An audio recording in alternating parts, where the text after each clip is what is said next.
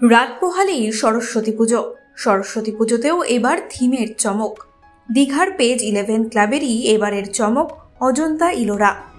14 বছরে পদার্পণ করল এবার এখানকার পুজো। পুজোর উদ্বোধন করেন অখিল গিরি।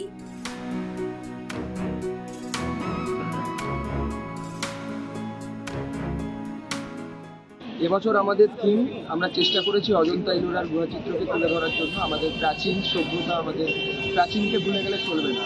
অতীতকে নিয়েই ভবিষ্যতের দিকে অগ্রসর হতে হবে। তাই অতীতকে আমরা তুলে ধরার চেষ্টা করেছি আমাদের মাতৃমণ্ডপে।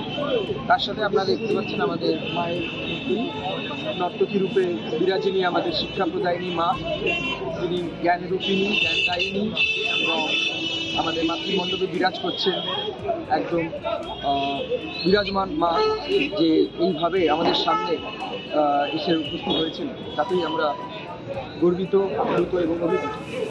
এবং আজকে যেরকম দেখলেন একটা সুন্দর সন্ধ্যা আপনাদের সামনে, তারাদের হাট, চাঁদের হাট, উপস্থিত হয়েছিলেন মাননীয় অখিল গিরি মহোদয় এবং তার সাথে অন্যান্য যে বিশেষজ্ঞ।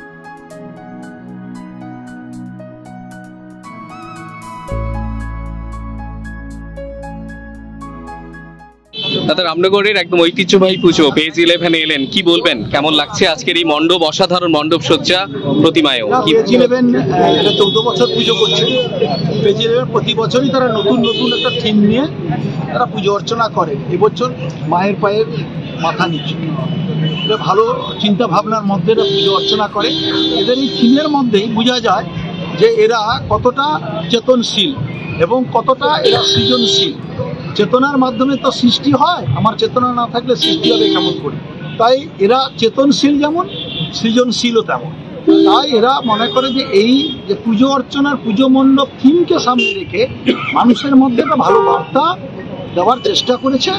এরা সরস্বতী মাকে সামনে রেখে যেমন করে অধিষ্ঠাত্রী দেবী বিদ্যা, ঠিক তেমনি করে মানুষের মধ্যে চেতনা জাগ্রত এবং সৃজনশীল মনোভাব তৈরি করবা এটা নতুন করে এরা থিম তৈরি করেছে। সামনে উচ্চ মাধ্যমিক পরীক্ষা, আপনি বক্তব্য তাদের বার্তা দিলেন কোনো অনুষ্ঠান বেশি করা যাবে না, কি বলবেন? না, এটাতে আমরা প্রত্যেকটা জায়গায় বলছি মাইক বেশি বাজানো চলবে না। এবারেও তেমন বেশি অনুষ্ঠানে মাইক বাজছে না এবং পরীক্ষার্থীদের কোনো ডিস্টার্ব করা যাবে না। আমাদের মূল এই বার্তাই যে পরীক্ষা যারা দিচ্ছে সেই পরীক্ষার শিক্ষার অধিষ্ঠাত্রী দেবী মায়ের পুজো হচ্ছে। মায়ের কাছে আমাদের শুধু কামনাই থাকবে তাদেরকে তুমি আশীর্বাদ করো, এরা যেন ভালো পড়াশোনা করে।